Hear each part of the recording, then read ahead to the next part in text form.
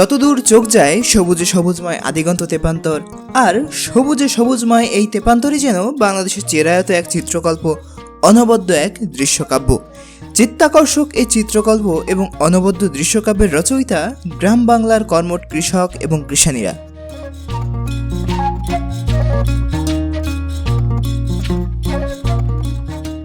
বরং কবি জসীমউদ্দীনের ভাষায় বলি, সারা মাঠে ধান, পথে ঘাটে ধান, উঠানেতে ছড়াছড়ি, সারা গাঁও ভরি চলি ছেকে কবি, ধানের কাব্য পড়ি। এই গল্পকাব্যের লেখনী শুরু হয় অঙ্কুরিত হওয়া বীজ ধান দিয়ে। অঙ্কুরিত হওয়া এই বীজ ধান প্রথমে বপন করা হয় বীজতলায়। এক্ষেত্রে সাধারণত সনাতনী পদ্ধতি এবং আধুনিক পদ্ধতি দুটোই ব্যবহার করা হয়ে থাকে। সনাতনী পদ্ধতিতে সমগ্র বীজতলায় কৃষকরা ধানের বীজ হাত দিয়ে ছিটিয়ে দেন, কিন্তু আধুনিক পদ্ধতিতে প্রস্তুতকৃত বীজতলায় ট্রে রেখে তার ভেতর দেওয়া হয় বাছাই করা নরম কাদা।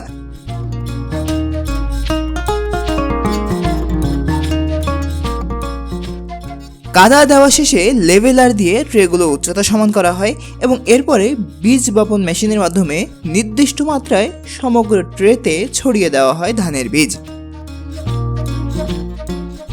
আধুনিক পদ্ধতিতে চারা তৈরি করলে ধান রোপণের সময় সুবিধা হয়ে থাকে।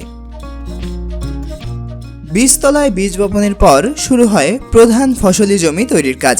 প্রথমেই জমির সীমানা নির্ধারণ করে ভেতরের ময়লাগুলো পরিষ্কার করে ফেলা হয়। এরপর এই জমি চাষযোগ্য করার জন্য কর্ষণ করা হয়ে থাকে।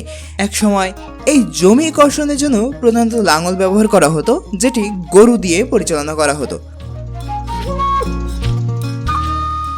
বর্তমানে সেটি খুব একটা দেখা না গেলেও কিছু কিছু প্রত্যন্ত অঞ্চলে এখনো লাঙল দিয়ে চাষ করা হয়ে থাকে।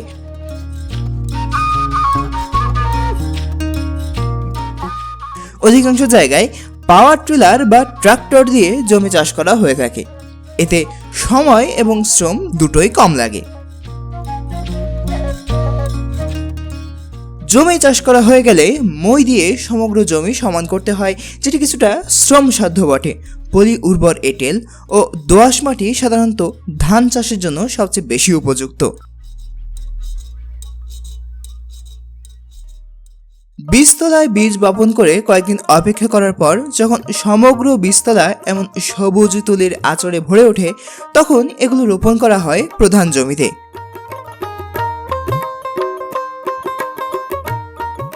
সনাতনী পদ্ধতিতে যারা বীজ তৈরি করেন তারা সনাতনী পদ্ধতিতেই চারা রোপণ করে থাকেন। এক্ষেত্রে কৃষকরা চারাগুলোকে আটি বেঁধে তাদের অভিজ্ঞতার আলোকে নির্দিষ্ট দূরত্বে সেগুলো বপন করে থাকেন। সারি থেকে সারির দূরত্ব 20 থেকে 25 সেন্টিমিটার এবং গুছি থেকে গুছির দূরত্ব 15 থেকে 20 সেন্টিমিটার হয়ে থাকে। মাটির 2 থেকে 3 সেন্টিমিটার গভীরতায় এই ধানগুলো রোপণ করা হয়ে থাকে এবং এই প্রত্যেকটা গুছিতে থাকে প্রায় 3 থেকে 4টি চারা।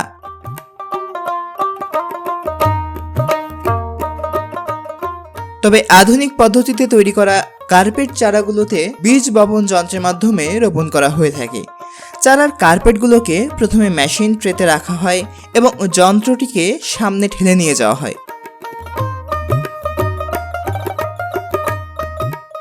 ফলে যন্ত্রটি অটোমেটিক কার্পেট থেকে চারা নিয়ে নির্দিষ্ট দূরত্বে বপন করতে থাকে। এতে সময়, শ্রম এবং অর্থ সবকিছুই সাশ্রয় হয়ে থাকে। একসময় আমাদের বাংলাদেশে প্রায় 18,000 জাতের ধান ছিল, যার মধ্যে প্রায় 1010 ইতিমধ্যে বিলুপ্ত হয়ে গিয়েছে। জেনেটিক ব্যাংকে প্রায় 8,000-এর মতো জাত থাকলেও মাঠ পর্যায়ে এই জাতের সংখ্যা মাত্র 1,500।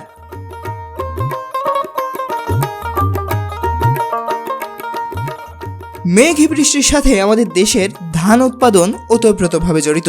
প্রখর রোদে এই বৃষ্টি কৃষকের মনে সৃষ্টি করে আশার সম্ভার। ধানের মৌসুমে 150 থেকে 200 সেন্টিমিটার বৃষ্টি হলে ধানের ফলন সবচেয়ে ভালো হয়।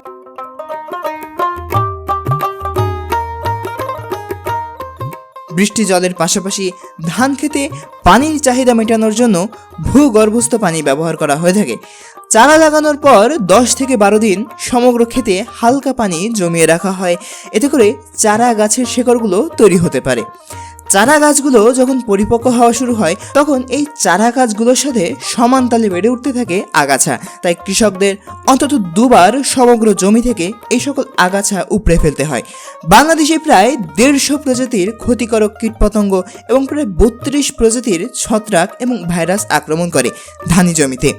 আর এ সকল আক্রমণ ঠেকাতে অনেক সময় কীটনাশক ব্যবহার করার প্রয়োজন পড়ে। ধান গাছের ফুলগুলো সাধারণত বায়ু এবং কীটপতঙ্গের মাধ্যমে পরাগায়ন হয়ে থাকে। পরাগায়নের ফলে এগুলো দানা শস্যে পরিণত হয়। পরাগায়নের মাসখানেক পর দুধ অবস্থা, নরম দানা এবং শক্ত দানার পর্যায়ে পার হয়ে অবশেষে ধান পরিপক্কতা লাভ করে। ধান পরিপক্ক হলে ধানের শীষ ধারণ করে হলুদ কিংবা হালকা সোনালী রং। ধানের 80 থেকে 90 ভাগ রং পরিবর্তন হলে শুরু হয় ধান কাটার মহাযজ্ঞ। ধান কাটার ক্ষেত্রেও দুটি পদ্ধতি ব্যবহার করা হয়ে থাকে, একটি সনাতনী পদ্ধতি, অন্যটি আধুনিক পদ্ধতি। সনাতনী পদ্ধতিতে কাস্তে হাতে নিয়ে কৃষক নেমে যান তার শখে ধান কেটে আটি বাঁধার জন্য, যেটি অত্যন্ত শ্রমসাধ্য এবং শ্রম সাপেক্ষ বটে। অধিকাংশ সময় একজন কৃষক শ্রমিকের দ্বারস্থ হন, কেননা এই বিশাল কর্মযজ্ঞ একার দ্বারা সম্পন্ন করা সম্ভব নয়। আধুনিক পদ্ধতি নিয়ে এসেছে সেই সমস্যার খুব সহজ সমাধান।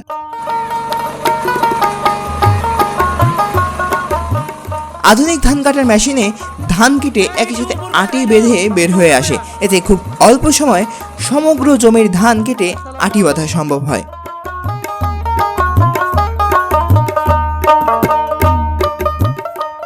গ্রামীণ অঞ্চলে আটি বাঁধার পর ধানগুলোকে মহিষের গাড়ি, গরুর গাড়ি কিংবা ঘোড়ার গাড়িতে সাজিয়ে নিয়ে যাওয়া হয় মাড়াই করার জন্য গৃহস্থের বাড়ি। আবার কিছু আটি কৃষক বাখারির মাধ্যমে নিয়ে যান কাঁধে করে। ধান নিয়ে যাওয়ার এই ভুবন ভোলানো স্বর্গীয় দৃশ্য যেন নিয়ে যায় ভিন্ন কোনো জগতে।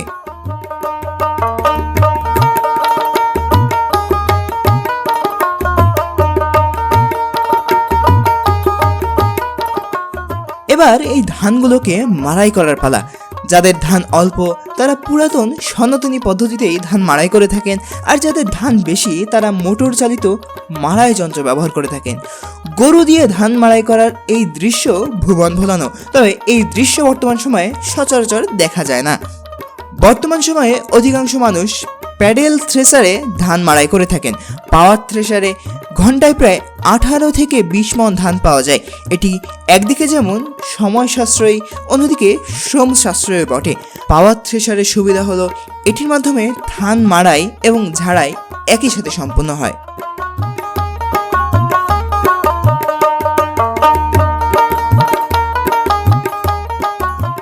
এবার ধান শুকানোর পালা।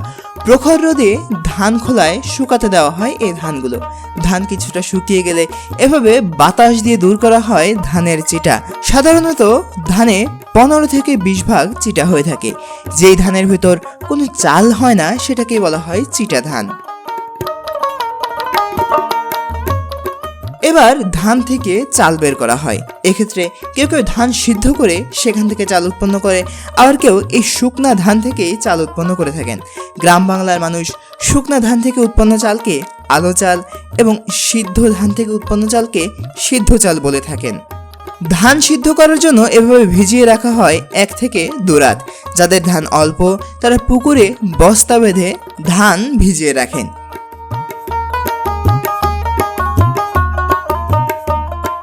1 থেকে 2 দিন ভেজানোর পর ধানগুলোকে এই আফাল নামক বিশেষ চুলা তৈরি করে তার উপর তাফাল নামক বিশেষ পাত্র দিয়ে ধান সিদ্ধ করা হয়। একটানা ঘণ্টাখানেক জাল দেওয়ার পর চারপাশে ওঠা বাষ্পের মাধ্যমে সিদ্ধ হয় সম্পূর্ণ ধান।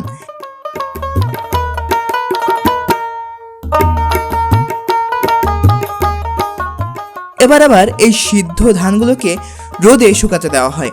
প্রখর রোদে এই ধানগুলোর আর্দ্রতা 12%-এর নিচে নামিয়ে আনা হয়। আর এতে কোনো ধান 1 দিন, কোনোটা 2 দিন, আবার কোনোটা 3 দিনও রোদে দেওয়ার প্রয়োজন পড়ে। তবে গ্রামের সাধারণ মানুষ সাধারণত 2 থেকে 3 দিন রোদে দিয়ে থাকেন ধানগুলো। শুকিয়ে যাওয়ার পর ধানগুলো এবার বস্তাবন্দি করার পালা।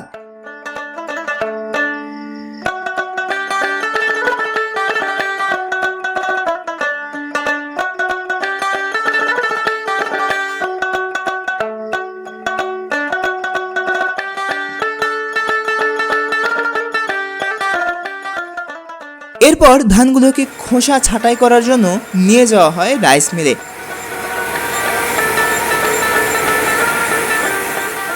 একসময় ঢেঁকি দিয়ে ধান থেকে তৈরি করা হতো চাল, যেটি শ্রমসাধ্য হওয়ায় বর্তমানে এটি প্রচলন কমে গিয়েছে। তবে ঢেঁকিতে চাল তৈরি করলে চালের পুষ্টি উপাদান এবং গুণগত মান সঠিক থাকে।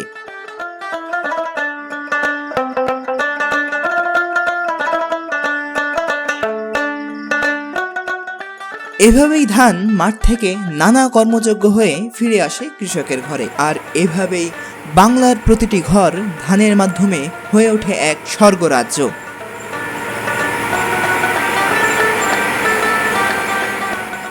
বিদায় নিচ্ছি বাংলাদেশের এই সুবিস্তীর্ণ ধানের ক্ষেত থেকে। সকলে ভালো থাকবেন, সুস্থ থাকবেন। দেখা হবে নতুন কোনো এপিসোডে, নতুন কোনো জায়গায়, নতুন কোনো ইতিহাসের সন্ধানে। সে পর্যন্ত সকলে ভালো থাকুন, সুস্থ থাকুন। খোদা হাফেজ।